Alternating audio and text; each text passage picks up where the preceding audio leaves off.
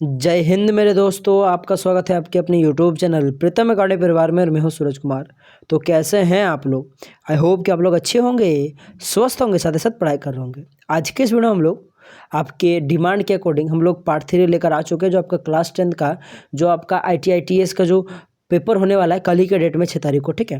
तो उसके लिए कुछ मोस्ट इंपॉर्टेंट MCQ क्वेश्चंस लेकर आए हैं, जो हर साल ही इंपॉर्टेंट होता है, क्योंकि हर साल के पेपर में देखने को मिलता है।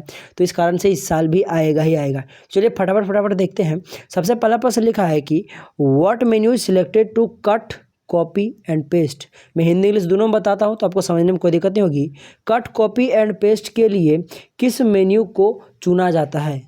ऑप्शन ए में है फाइल, बी में है टूल्स, सी में है स्पेशल और डी में है एडिट। तो आप लोग को पता होगा कि हम लोग एडिट फाइल का उपयोग करते हैं, ठीक है। यानी कि डी नंबर ऑप्शन करेक्ट हो जाएगा।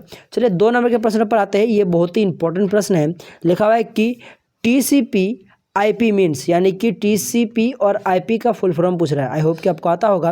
मैं बता देता हूँ कि जो TCP है और जो आपका IP है उस सबका फुल फॉर्म। तो सबसे पहले TCP के बारे में जानते हैं। तो इसका जो फुल फॉर्म होता है वो ट्रांसमिशन कंट्रोल प्रोटोकॉल होता है, और जो IP होता है उसका होता है इंटरनेट प्रोटोकॉल। तो ऑप्शन नंबर जैसा कि बी में आप लोग देख सकते हो, आपका लिखा है ट्रांसमिशन कंट्रोल प्रोटोकॉल आपका TCP का हो गया, और इंटरनेट प्रोटोकॉल आपका IP का हो गया। तो इसीलिए आपका जो बी नंबर का ऑप्शन हो जाएगा ये करेक्ट हो जाएगा।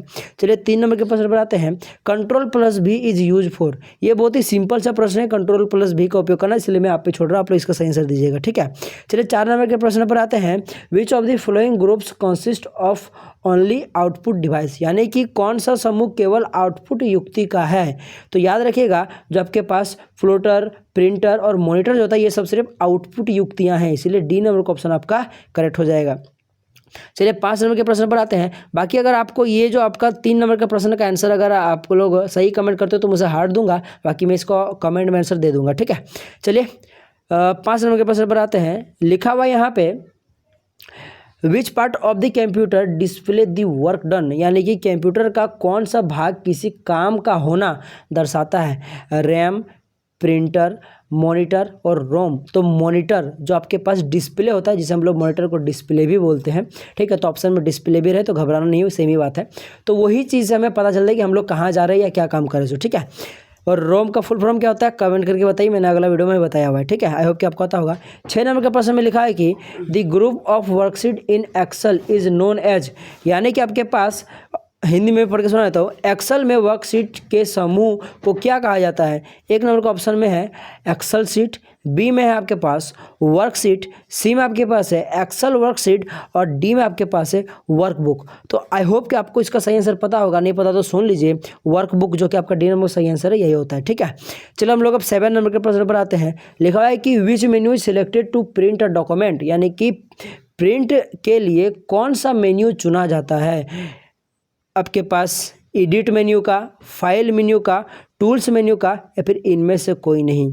तो आपको मैं बता दूं कि हम लोग प्रिंट के लिए आपका जो फाइल मेन्यू है हम लोग उसका उपयोग करते हैं, वहाँ से आपको ऑप्शन मिलता है प्रिंट का, ठीक है। चलिए हम लोग आगे बढ़ते हैं। 7 नंबर का प्रश्न हो गया हमारे पास। 8 नंबर के प्रश्न में लिखा है कि the options portrait and landscape comes under, यानी कि पोर्ट्रेट और लैंडस्केप जो है इसका विकल्प किसके अंतर्गत आता है? ए नंबर के ऑप्शन में लिखा है कि पेपर साइज, बी में पेपर ओरिएंटेशन, पेपर लेआउट और पेपर रोटेशन। तो जो इसका सही आंसर हो जाएगा आपका बी नंबर का पेपर ओरिएंटेशन सही हो जाएगा। इसी में आपका पोर्ट्रेट और लैंडस्केप का ऑप्शन आता है। चलिए आगे बढ़ते हैं हम लोग। 9 नंबर के प्रश्न में लिखा हुआ है कि एक्सेल में वर्कशीट के समूह को क्या कहा जाता है? देखो रिपीटेड प्रश्न है, डी नंबर का ऑप्शन वर्कबुक हो जाएगा, ठीक है। चलिए हम लोग 10 नंबर के प्रश्न पर आते हैं। तो देखो हमारे पास जो 10 नंबर का प्रश्न है यहाँ पे 10 नंबर का प्रश्न लिखा है कि माइक्रोसॉफ्ट ऑफिस है शेयरवेयर, ठीक है, एप्लीकेशन सॉफ्टवेयर। तो यही बी नंबर का ऑप्शन आपका करेक्ट हो जाएगा, ठीक है। बाकी मैं ऑप्शन को पढ़ देता हूँ। ओपन सोर्स सॉफ्टवेयर हो गया या पब्लिक डोमेन सॉफ्टवेयर, तो ऐसा कुछ नहीं है, वो आपका एप्लीकेशन सॉफ्टवेयर है। चलिए आगे बढ़ते हैं हम लोग। यहाँ पे 11 नंबर प्रश्न लिखा है कि F12 कुंजी खाली घर को खोलती है, फिर F12 कुंजी का उपयोग हम लोग किस लिए करते हैं? तो हम लोग यहाँ पे 1 नंबर का ऑप्शन में लिखा है कि save as dialog box, open dialog box और जो सी में है सेव डायलॉग बॉक्स और डी में है क्लोज डायलॉग बॉक्स। तो आपके पास 11 नंबर का जो प्रश्न है इसमें जो आपका दिया हुआ है F12 कुंजी, ये क्या करता है, सेव एज डायलॉग बॉक्स को खोलता है। चलिए हम लोग आगे बढ़ते हैं, सेव एज डायलॉग बॉक्स याद रखिएगा बाज। चलिए हम लोग 12 नंबर के प्रश्न बनाते हैं, which one is not internet browser, Google Chrome, internet explorer, आपके पास मोजिला फायरफॉक्स और यहू। तो मैं बता दूं यहू जो होता है ये एक सर्च इंजन है, ना कि इंटरनेट ब्राउजर, इसीलिए डी नंबर का ऑप्शन आपका एकदम सही हो जाएगा। चलिए 13 नंबर के प्रश्न पर आते हैं, which of the following refers to the fastest, biggest and most expensive computer, personal computer, laptop, notebook और सुपर कंप्यूटर। तो नाम सही पता चल रहा है, सुपर कंप्यूटर जो फास्टेस्ट, बिगेस्ट और एक्सपेंसिव होगा ही, इसलिए डी नंबर क्वेश्चन आपका करेक्ट हो जाएगा। चलिए 14 नंबर के प्रश्न पर आते हैं, लिखवा है कि sending an email is similar to, यानी कि ईमेल किसके समान होता है। तो ये बेसिकली यहाँ पे ऑप्शन में लिखा है कि picturing a event, narrating a story, writing a letter, creating a drawing. तो यहाँ पे जो आपका राइटिंग अ लेटर होता है जस्ट उसी लाइक का होता है, इसलिए सी नंबर का ऑप्शन आपका 14 का सही हो जाएगा। चलिए 15 नंबर के प्रश्न पर आते हैं, ये क्वेश्चन रिपीटेड है, इसके आंसर आप लोग दो, कट कॉपी पेस्ट के लिए किस मेन्यू को चुना जाता है। ठीक है, तो इस प्रकार से हम लोगों ने कुछ 15 मोस्ट इंपॉर्टेंट क्वेश्चन किए हुए हैं। अगर आप लोग बोलेगा तो मैं इसका और भी कई सारे क्वेश्चन लेकर आऊँगा। ठीक है, तो मिलेंगे अगले वीडियो में, तब तक के लिए जय हिंद, जय भारत और आपका दिन शुभ हो।